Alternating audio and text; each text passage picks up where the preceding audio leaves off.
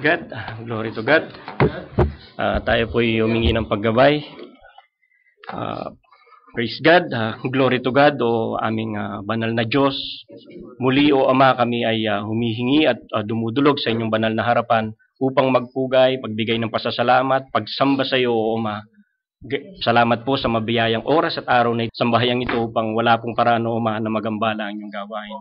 Muli, O Lord God, kami po ay patuloy na nagpapasalamat sa inyo sa tanging pangalan ng aming Panginoong Hesus.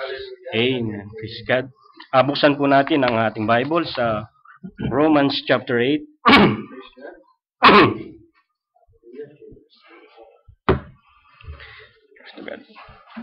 Romans chapter 8, verse 28. Alam na po natin ito, mga kapatid. Nakita nyo na po. Ang sabi po rito, and we know that all things work together for good to them that love God, to them who called. At mabiyaya ang Panginoon. Ang pinagkaloob po sa atin exhortation ngayong araw ay when things don't go your way. Ano po ang gagawin natin? Sabi, and we know that all things work together for good to them that love God. Kung minsan, mga kapatid, may mga bagay na nangyayari sa ating buhay na pagkatapos po nating magplano, magdasal, i-workout ng maayos, and yet darating po yung pagkakataong kumisan, yung mga bagay na ito hindi po naayon sa ating pinlano. Hindi po yung binigay ng Diyos, kundi kasi ang importante kung ano yung gusto ng Diyos na maibigay sa atin. Ano po.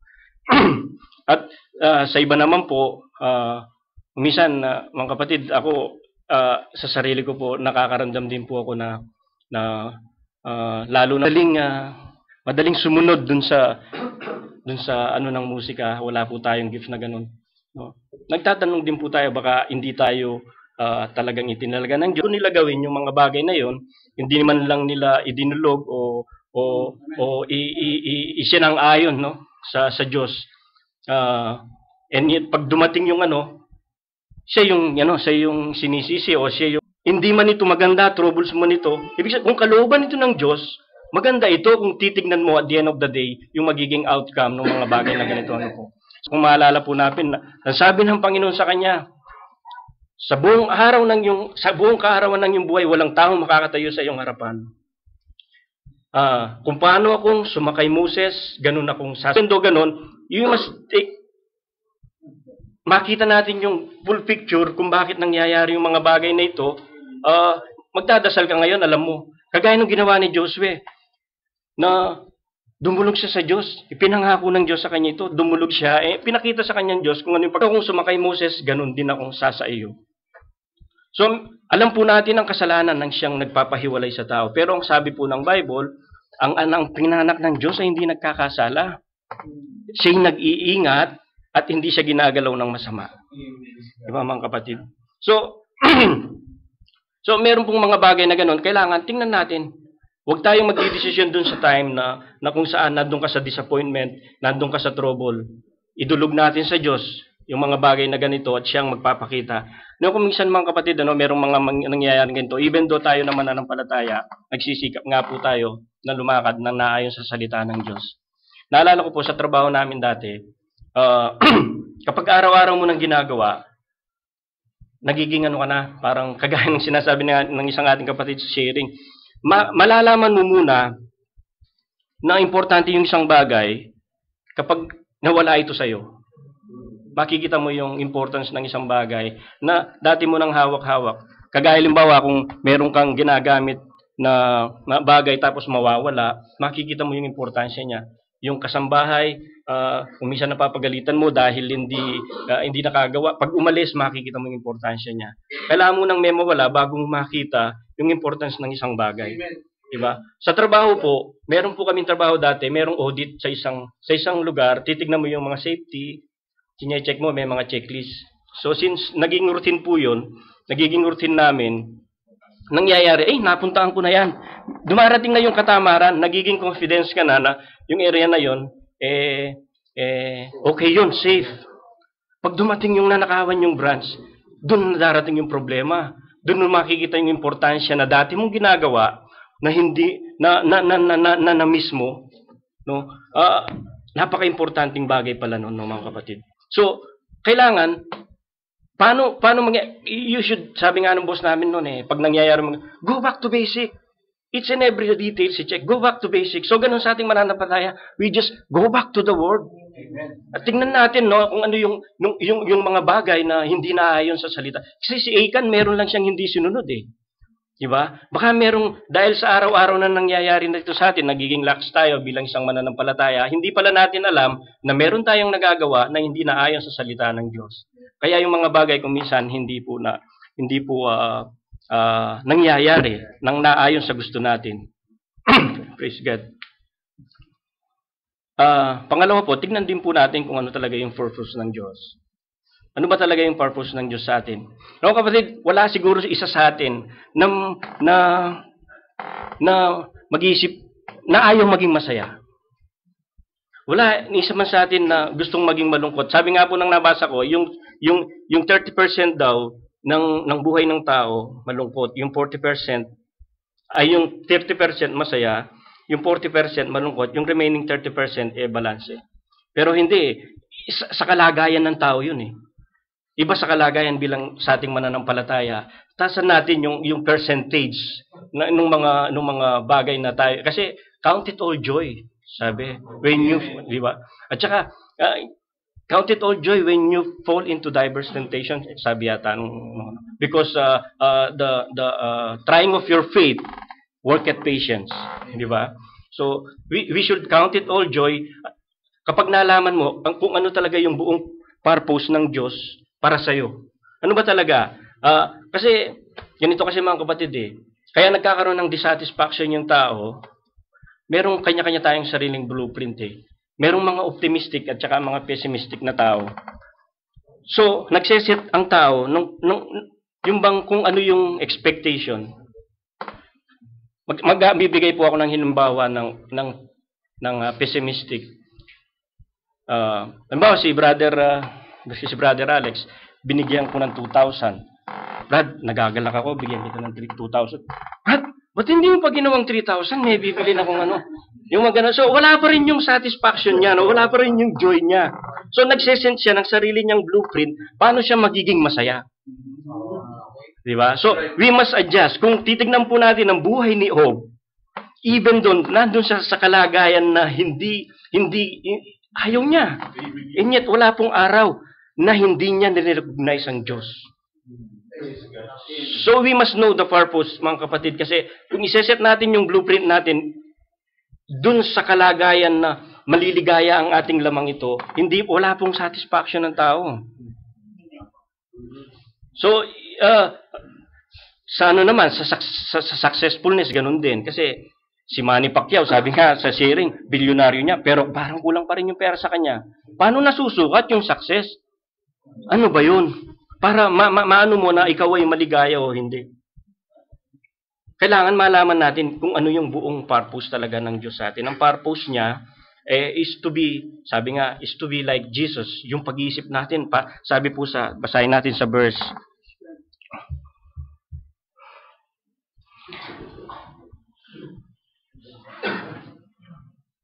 For whom He did foreknew, He also did predestinate to be conformed into the image of His Son. Ano po? For whom He did foreknew, na nakilala na nung pa, foreknew. He also did predestinate to be conformed, to the image of His Son. Sabi nga dun sa mind of Christ, like Christ. Ito talaga kailangan mapunta tayo dun sa kalagayan na ganoon para magkaroon tayo ng isang espiritu, no? Yung talaga yung purpose ng Diyos, kasi kung meron kang spirit o meron kang pag-iisip na nakagaya kay Kristo, alam natin, no, naiintindi natin the whole purpose ng Diyos na tayo ay kukunin niya. Yung pangakong kaligtasan para sa atin. Hindi yung walang certain dito. Maaaring masaya ka ngayon, bukas malungkot ka. Maaaring successful ka ngayon, bukas naman babagsak ka. Walang certain. You don't know what will happen tomorrow. But we know who holds tomorrow. There is no certain and assurance sa araw-araw ng iyong buhay. But there is only one blessed assurance na siyang pinaunawa sa atin ng Diyos, mga kapatid. Praise God. So, kung alam natin yung purpose, alam natin yung plano dapat ng Diyos. Ano ba talaga yung plano ng Diyos? Ano mga kapatid, dun sa talata na sinasabi dito sa pagkatapos ng moreover whom he did predestinate, them he also called, and whom he called, them he also justified, and whom he justified, them also glorified. So we are predestinate, no, mga kapatid. Ang hirap i-share yung mga yung bagay na ito sa iba kasi mga kapatid, nung nagtatrabaho pa ako sa Malayo, dun sa Alcor, meron isang Pilipino na kasama ko sa trabaho. Ang kinekwento niya, dahil malapit na siyang mag-resign that time, ang ginawa niya, wala na siyang sasakyan. So, dahil Pilipino naman, at nakikita ko na mabait, sabi ko, Brad, kung gusto mo, sumabay ka na lang sa akin kasi pares naman tayo ng oras ng uwian. O sige, magkano ang ibabayad ko? Hindi. Ito naman, doon din naman ang punta ko, sabi ko. So, nagmagandang loob ako sa kanya na ganun nga. Until na-istorya niya na nagkamuntik pala siyang naging pare. So, panati ko itong Katoliko. Oh. Pero, dahil malayo yung biyahe, merong mga time na nag-sharingan kami ng salita ng Diyos. So, talagang dumadaan lang. Even though alam niya na, wala naman akong rebulto sa bahay. Yung ganun. Meron pa rin siyang reasoning. Until such time na merong dumating sa isang araw na pinag-usapan namin yung, Brad, naniniwala ka ba sa predestination? Na nakatalaga yung tao na maliligtas at may nakatalagang hindi maliligtas. Ay, ang lakas ng resistance niya na, hindi, ginawa bang robot ng tao ang Diyos? Ay, ginawa bang robot ang tao ng Diyos? Hindi. Alam lang ng Diyos kung sino yung tatanggap, hindi. Ayaw niyang maniwala, mga kapatid. Hanggang sa merong time na talagang nakita ko na yung reaction niya, yung resistance. Alam mo yung espiritu na ayaw tumanggap. Kinabukasan, di na siya sumabay sa akin. Oo. Ang ginawa niya, nagrenta siya. Nagrenta siya ng sasakyan. May 2,000 isang buwan. Biruhin mo, dati hindi siya nagbabayad, nakakarinig pa ng salita ng Diyos. Tapos magbabayad ka dahil ayaw mo lang makarinig ng salita ng Diyos. Yung mga ganong bagay, diba? Mahirap makita ng tao kung ano talaga yung plano ng Diyos. The great plan of God in the beginning. Dun sa kaisipan ng Diyos, alam niya na may plano siyang pagliligtas sa atin. Kasi sabi nga dun sa merong sinira ng diablo. Dinamage ng diablo yung magandang plano ng Diyos sa tao para bumagsak. Pero ang kagandahan nun, perfect ang plano ng Diyos May plano pa rin siyang i-restore at ibalik tayo dun sa kalagayan na kung paano tayo nilalak natin. So we must know ano talaga yung plano ng Diyos sa atin. Praise God. So ano ko lang yung story ni Joseph kung paano makikita yung buong plano ng Diyos ang pagliligtas niya sa Israel dahil darating yung araw ng famine. Kung titingnan natin mga kapatid, si Joseph dung time na yon, kasi hindi mo naman alam yung bukas hindi niya alam yung total plan kaya lang natin nasasabi kasi nabasa na natin. Pero kung ilalagay natin yung sitwasyon natin sa kapanahunan ni Joseph, hindi mo alam biruin mo lahat ng yung kapatid, 10 ba yon? 11, pero nung time na namumuhin siya ng kanyang mga kapatid, 10 lang sila, wala pa yata si Benjamin nung that time. So, pinagtutulungan siya, na naginip siya ng ganito, na yuyukod yung mga kapatid niya, ayaw nila, lalong nagalit yung kanyang mga kapatid sa kanya, at pinag-isipan siya ng hindi maganda. Kung ikaw yung nasa katayuan ni Joseph, nakikita mo na lahat yata ng mundo, pasan-pasan mo, parang ganun Ang hirap, and yet, hindi siya lumayo sa salita ng Diyos. Talagang makikita natin na yung after that, nakita niya yung kabuuang plano ng Diyos. Ito pala, sabi niya sa kanyang mga kapatid, ito talaga ang kalooban ng Diyos upang kayo upang ma-preserve ang buhay ng Israel doon sa Egypt. So, kung unin mo, magre-reklamo ka na Di ba? yun, halos buong kalahati yata ng buhay ni Joseph, pinagkakaisan siya, o kung hindi man, 1/4. Tayo, isang araw lang tayong makaranas ng hindi maganda, no? Pero, oo, rereklamo ko na, pero tignan natin yung buong plano ng Diyos para sa atin, mga kapatid. Praise God. Glory to God.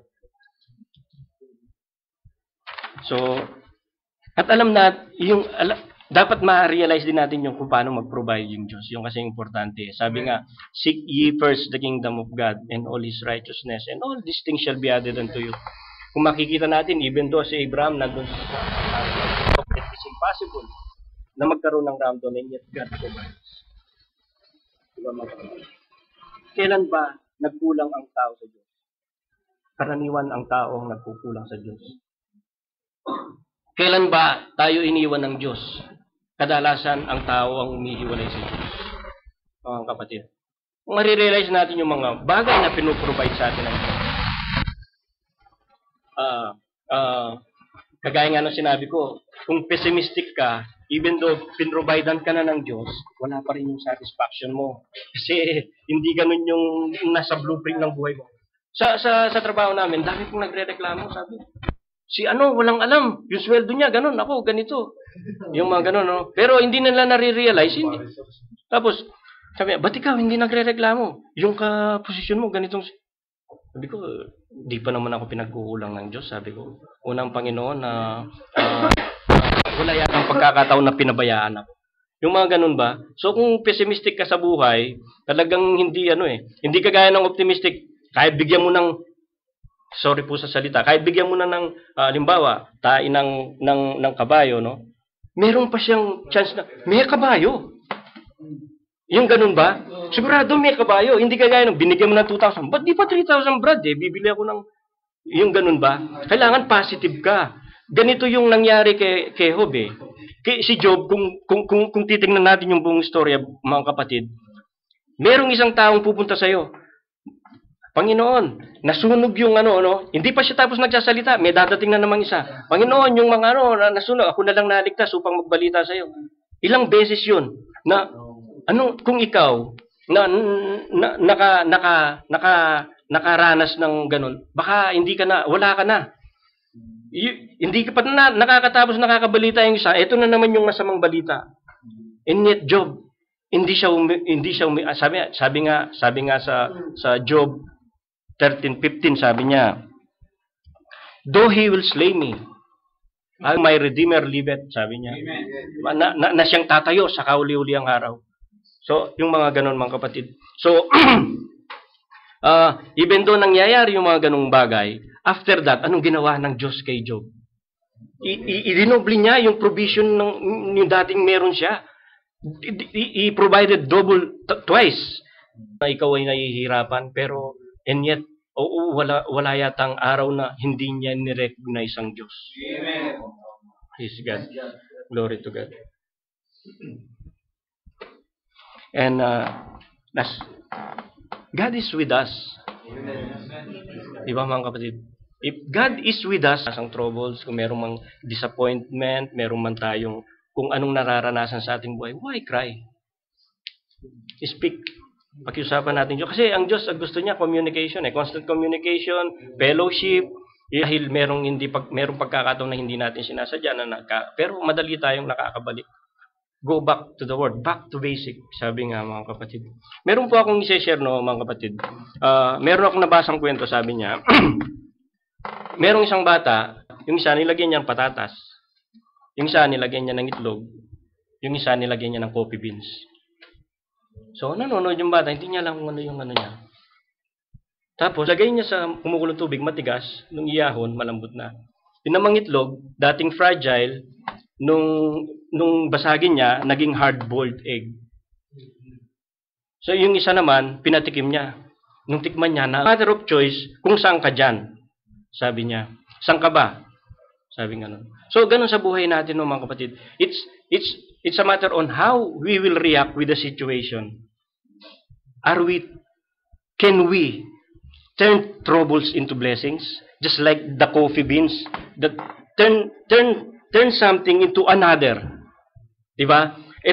Dati lang siyang coffee beans nung naging, and how will you react in every situation? Amen. Diba, mga kapatid? We can turn, absolutely, troubles into blessings. Sabi nga, alam ng Diyos kung kailan siya, everything is a perfect timing to God. Ipoprovide niya yung mga bagay in proper time. Ibibigay niya yung mga pangangailangan sa kasama nating solve ng mga problema. At alam natin, there's nothing is impossible with God.